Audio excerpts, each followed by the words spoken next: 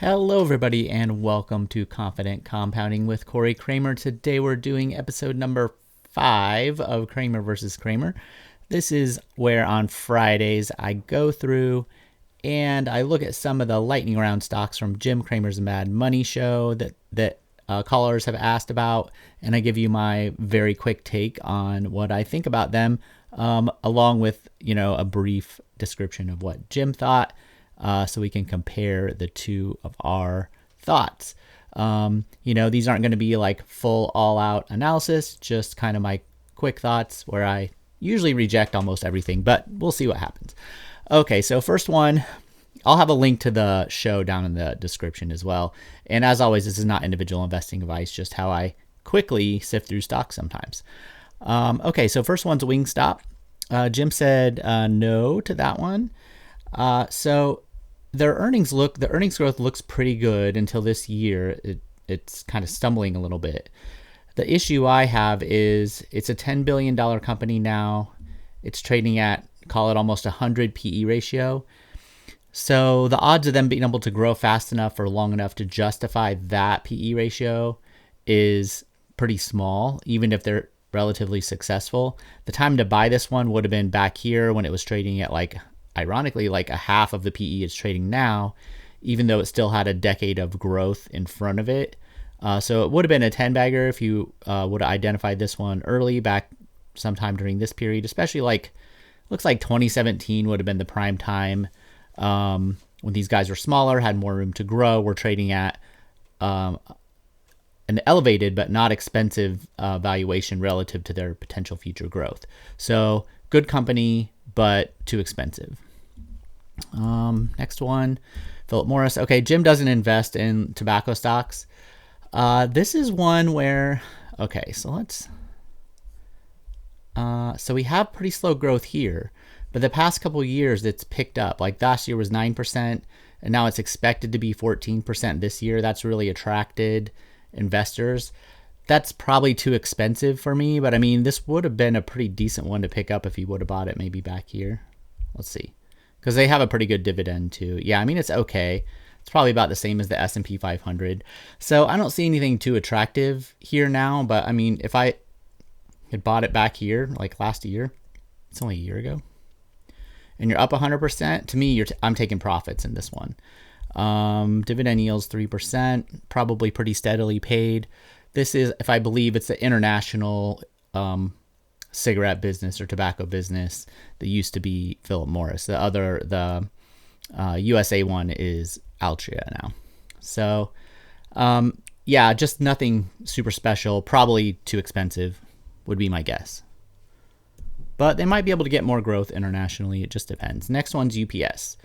Oh, and Jim, I said already on Philip Morris, he doesn't buy tobacco stocks. So it was a no for that.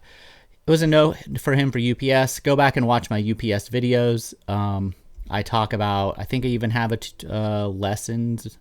investor lessons video on UPS where I talk about their dividend policy and how I think it was used to kind of get investors in here. This huge dividend raise, 50% dividend raise. All the dividend investors came out and loved it. I read the comments on the announcements on the news of that, and it was kind of just a sucker bet, and all those people are losing money now. So go check my videos on this one. It's an avoid for me right now. I consider it pretty much a turnaround, I would say, if you're going to try to invest in it. Okay, Papa John's is the next one. I bought this one sometime here. I forget exactly where. I don't think I made much money with it. I think the franchise has kind of mostly run its course. You could maybe try to bottom pick this and get another wave, kind of like we had back when there was the controversies in 2018 and 2019. Maybe that is when I bought it. I bought one of those dips back there, but I sold it a long time ago. I would rather go with like a Domino's or something if I'm going pizza. It's just so hard to know if and when a recovery will happen for a business like this. And, we have weight loss drugs and all that. Jim said not yet for this one. So basically agree. Next one is ARM. Someone asked me about this one today over on Patreon. By the way, I have a free tier on Patreon. If you want to go check that out, where I post all these videos plus more. I'm probably approaching double, like almost equal amounts of videos posted on free tier at Patreon and on YouTube.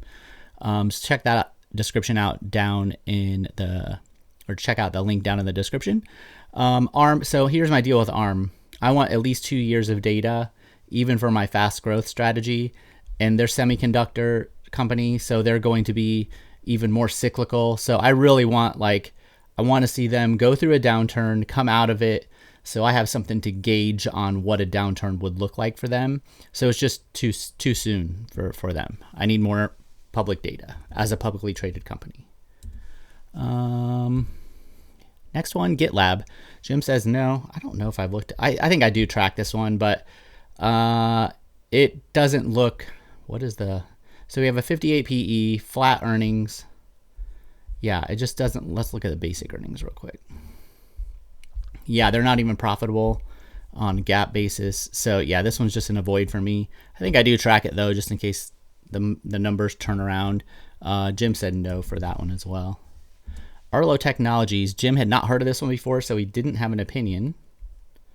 Looks pretty interesting here. Okay, so this a person would have to do some more research on, was kind of what Jim thought too for himself, since he didn't know about it. So here's the thing. This earnings growth is really fantastic here. Let's see. And okay, so, and they're just now about to, this profitability here that they're expected to hit this year for on a 12-month basis, probably what sent the stock higher, is my guess. Although it could have been the tariff stuff as well. Could have been coming out of that. So I don't know exactly what's driving the stock right now, but what I would say is they are in electronics, electronic equipment and instruments business. They're pretty small. They're probably cyclical. But there could be some sort of AI underlying secular growth. So I would want to go in and kind of try to suss out, okay, how much is this secular growth? How much is this likely to be more cyclical, like a normal electronics-based business? And that's where I would focus my research if I was going to go in and look at it. So, but yeah, I agree with Jim. Basically, again, need to do more research on that one and figure it out. Biomar Pharmaceutical. Let's see. Jim says no. I think he was wanting more profitability. It looks like they're profitable to me. But the market doesn't like what it's seeing here. So you would want to investigate. My strategies don't work very good for pharma stocks anyway, but you would want to investigate what the market is telling you here. So that could be, it's really hard to say. I mean, it's been going on for a couple of years now. They did have a spike during COVID, so maybe they're doing some kind of vaccine related COVID business. But it looks like it's coming back. So on one hand, it's interesting, but to me, when it comes to pharma stocks and you see the market doing this with a small one, I would be biased toward believing the market. So avoid that one unless I really had some good view on, okay, that's not what I want here. Like on what their catalysts were. Union Pacific is the next one. I have a video on this one. Check it out on the channel. Probably more than one. I've covered it for a long time. I think that Jim likes it. We have a 20 PE.